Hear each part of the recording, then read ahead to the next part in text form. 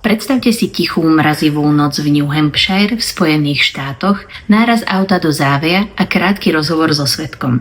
O necelé 3 minúty neskôr dorazí polícia, no po vodičke nie je ani stopy. Na snehu nie sú žiadne stopy zápasu a nevedie z neho žiadna cesta preč. Takto sa začína príbeh 21-ročnej študentky Maury Murray, ktorá sa v roku 2004 jednoducho vyparila za neuveriteľných 180 sekúnd a zanechala za sebou záhadu, ktorá dodnes nedá internetu spať. Dnes sa spoločne ponoríme do faktov, ktoré tak úplne nedávajú zmysel a preskúmame teórie, z ktorých mrazí. Ešte než odhalíme prvé minúty jej zmiznutia, budem veľmi rada, ak dáte videu like alebo odber, aby vám neušli žiadne ďalšie témy a príbehy, ktoré pre vás pripravujem. A teraz poďme k príbehu. Kto bola Maura? Maura bola 21-ročná študentka 3. ročníka ošetrovateľstva na University of Massachusetts, ktoré zmiznutie patrí k najväčším záhadám modernej Ameriky. Predtým, než prestúpila na civilnú školu, študovala na prestížnej vojenskej akadémii West Point a bola známou elitnou bežkyňou, zvyknutou na disciplínu a tvrdú prácu. Jej život sa však dramaticky zmenil 9. februára 2004 po sérii stresujúcich udalostí. Pod povrchom úspešnej študentky sa niečo lámalo. Vo štvrtok 5. februára, teda len 4 dní pred jej zmiznutím, bola na svojej nočnej smene. Pracovala ako recepčná na internáte. Okolo 1 hodiny ráno ju jej nadriadená našla v stave, ktorý svedkovia opísali ako úplnú katatóniu. Maura tam len sedela, hybne hľadela do prázdna a plakala. Keď sa jej nadriadená pýtala, čo sa deje, Maura vôbec nereagovala na okolie. Ako by bola v hlbokom šoku. Jediné, čo zo seba po dlhom čase dokázala dostať, boli slová moja sestra. Predpokladá sa, že spúšťačom bol telefonát s jej staršou sestrou Kathleen. Tá práve v ten večer vyšla z protialkoholického liečenia a Maura sa priznala, že cestou domov sa s manželom zastavili v obchode a ona si znova kúpila víno. Pre Mauru, ktorá bola na sestru veľmi fixovaná, to bola zrejme posledná kvapka. Nadriadená uviedla, že Maura bola tak mimo, že ju musela osobne odprevadiť až do jej izby na internáte, pretože sa bála nechať ju samú. Tento moment sa považuje za oficiálny začiatok jej psychického prepadu. Od tohto večera sa jej život začal sypať. Nasledovala havária otcovho auta, cez víkend klamstvá profesorom a nakoniec jej útek smerom k Bielým horám. Situácia sa však zhoršila cez víkend. V noci zo soboty na nedeľu si Maura požičala otcovo nové auto a cestou z večierka havarovala. Škoda bola vyčíslená na $4,000 a pre Mauru, ktorá už bola emočne aj psychicky vyčerpaná, to mohla byť posledná kvapka v pohári. Prejdime si tento deň chronologicky. Je 3:32 ráno. Maura ešte nespí. Posiela svojej študijnej skupine e-mail s hotovou úlohou o ošetrovateľskej starostlivosti. 12:55 popoludní. Telefonuje majiteľke ubytovania v Barlette v New Hampshire, kde v minulosti dovolenkovala. Hovor trval 3 minúty, ale žiadne ubytovanie si nerezervovala. 13:00. Posiela e-mail svojmu priateľovi Billovi Raushovi. Píše, že ho miluje, sľubuje, že mu neskôr v ten deň zavolá. Ide o ich poslednú vzájomnú komunikáciu. 13:13. Volá spolužiačke, aby sa dohodli na vrátení požičaného oblečenia. O 13:24 prichádza kľúčový moment. Maura píše e-mail svojim profesorom a zamestnávateľom. Tvrdí im, že v rodine nastalo úmrtie a ona musí na týždeň odísť. Žiadne úmrtie v tom ale nebolo. Maura si to celé vymyslela. O 14:05 volá na informačnú linku cestovného ruchu vo Vermonte. Linka bola mimo prevádzky a hovor trval menej ako minútu. Približne o 14:18 sa znova pokúša dovolať svojmu priateľovi Billovi, ale ten žiaľ hovor nepríjma. O 15:15 je Maura zachytená na bezpečnostných kamerách v bankomate v Hadley. Vyberá si približne $280, čo boli vlastne takmer jej všetky úspory. O 15:43 odchádza z obchodu s alkoholom, vrátila tam 79 prázdnych plechoviek a nakúpila zásoby kalu, vodky, Baileys a balenie Smirnoff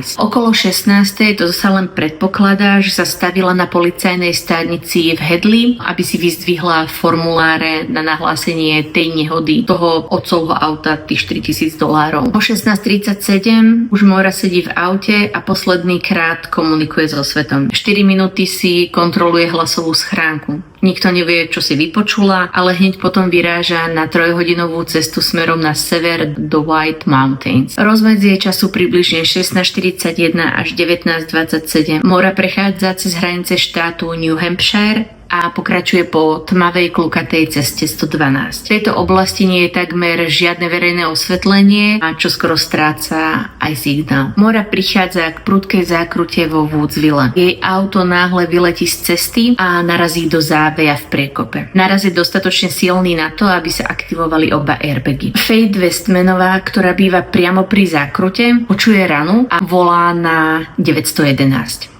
Dispečerovi hovorí, že vidí auto v priekope a postavu, o ktorej si pôvodne myslí, že je to muž fajčiaci cigaretu. 19:29. Dispečing vysiela na miesto nehody policajta Cecila Smitha. Rozmedzie 19:33 až 19:37. Okolo miesta nehody prechádza Karen McNamarová, známa ako svedok A. Tvrdí, že vidí policajné SUV s číslom 001 zaparkované nosom k nosu s moriným tmavým sedanom. Toto svedectvo je kľúčové, pretože oficiálne mal policajt Smith doraziť až o 10 minút neskôr. 19:35. Pri more zastavuje vodič školského autobusu Butch Atwood, ktorý sa vracia z práce. Vidí mladú ženu, ktorá vyzerá otrasene, ale tvrdí mu, že je v poriadku.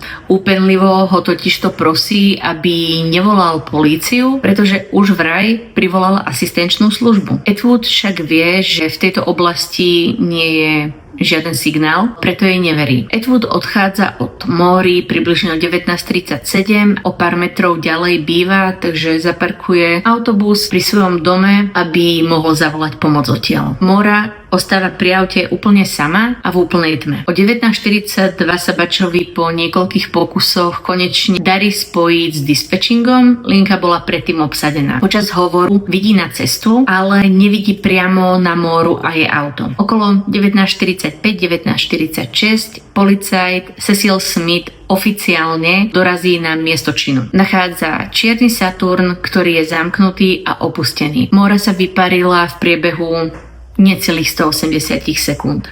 V čase medzi Atwoodovým odchodom a príchodom polície. Toto si ešte ale za chvíľočku detailnejšie preberieme. Po 19:46 policajt Smith nachádza v aute rozliaté víno na strope a v interiéri, ale v snehu nie sú žiadne stopy. Po chôdzi, po zápase alebo nejaké stopy krvi. Najbizarnejším nálezom je však biela handra, ktorú niekto, pravdepodobne Maura na radu svojho otca, zastrčila hlboko do výfuku auta. Maura je preč a pátranie, ktoré sa začína, potrvá viac ako 20 ročia. Poďme sa ale bližšie pozrieť na presný moment zmiznutia. Celkové okno zmiznutia je približne 8 až 10 minút. Ak počítame čas od momentu, kedy Butch Atwood odišiel od Maurinho auta, približne o 19:37, až po oficiálny príchod policajta Smitha, čo je 19:45 až 19:46, dostávame sa k časovému rozmedziu približne 8 minút. V tomto čase bola Maura pri aute úplne sama. Butch Atwood bol vo svojom dome na verande a snažil sa dovolať na dispečing,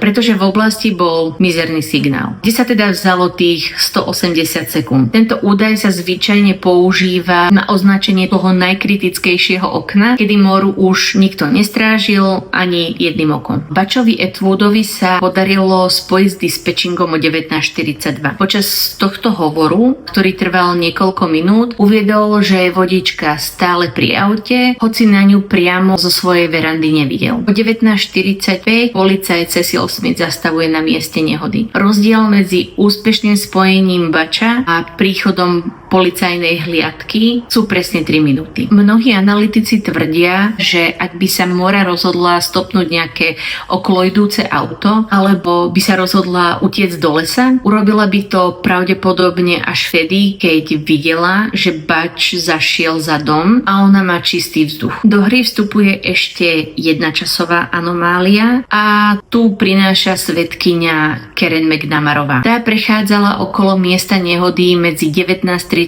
až 19:37 a Mauru už nevidela, ale videla tam policajné auto číslo 001, čo je veľká záhada tohto prípadu. To by teda znamenalo, že sa Maura vyparila ešte skôr, než Butch vôbec stihol začať vytáčať číslo na dispečing. Práve týchto 8 minút je logistickou nočnou morou. Za ten čas by trénovaná bežkyňa ako mora teoreticky dokázala ubehnúť v snehu, zime a tme určitú vzdialenosť, ale v okolí sa nenašli vôbec žiadne stopy v snehu. Podľa správy experta na rekonštrukciu nehôd Daniela Parku poškodenie auta nezodpovedalo priamému nárazu, aby sa aktivovali oba airbagy. Auto bolo po náraze stále schopné jazdy. To vyvoláva otázku, naozaj k nehode došlo tak, ako si polícia myslela, alebo bol do toho zapojený ešte niekto iný. 2 dni po jej zmiznutí v stredu 11. februára dostal Maureen priateľ Bill Rausch, ktorý slúžil v armáde v Oklahome, čudnú správu. Keď si v lietadle na ceste do New Hampshire skontroloval odkazovú schránku, vypočul si záznam, na ktorom bolo počuť len tiché vzlikanie a dých. Bill bol presvedčený, že to bola práve Maura. Číslo, z ktorého hovor prišiel, bolo vysledované k predplatenej karte AT&T. Polícia neskôr tvrdila, že to bol len omyl dispečera z Červeného kríža a Bill a Maurina rodina tomu samozrejme nikdy neuverili. Ak to bola Maura, tak by to znamenalo, že bola nažive aspoň 48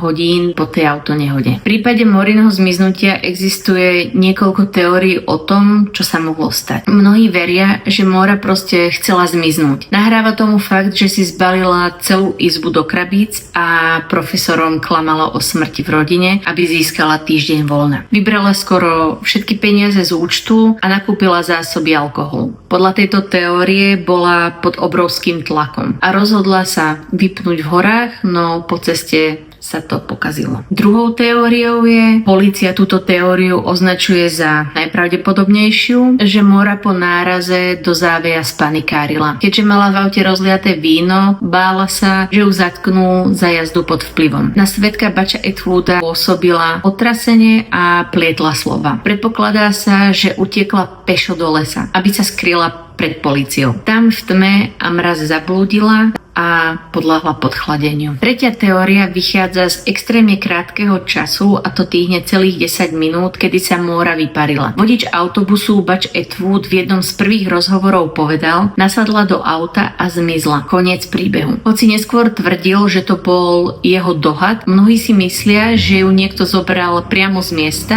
pretože sa chcela čo najrýchlejšie dostať preč, kým dorazí hliadka. Štvrtá teória hovorí o mužovi menom Claude Moulton. Jeho brat Larry dokonca polícii odovzdal nôž, ktorý mal patriť Claudovi a tvrdil, že v tom má prsty. Existovali podozrenia ohľadom nedalekého domu, kde sa našli stopy krvi, ktoré reagovali na luminol. Väčšina týchto stôp sa však neskôr ukázala ako falošne pozitívna. Teória číslo 5 je troška viac konšpiračná. Ide vlastne o svedkyňu a Karen McNamarovú. Tá tvrdí, že okolo miesta nehody prešla ešte pred oficiálnym príchodom polície a videla tam zaparkované policajné SUV s číslom 001 nosom k nosu s Mauriným autom. Oficiálne mal však policajt Cecil Smith prísť na inom vozidle a neskôr. To vedie k teóriám o policajnom krytí alebo o tom, že Mauru niekto v policajnom aute uniesol. No a kde sme s prípadom dnes? Dnes po viac ako 20 rokoch zostáva prípad Maury Murray zaradený medzi odložené prípady tzv.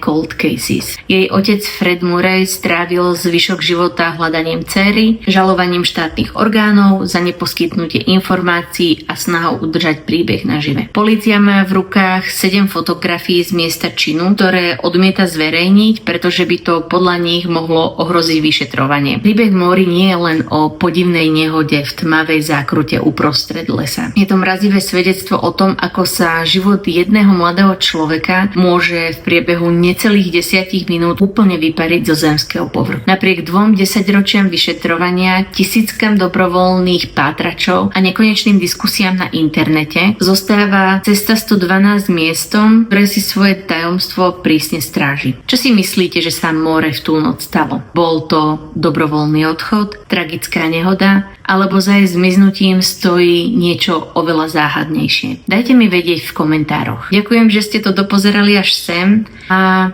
vidíme sa pri ďalšom videu.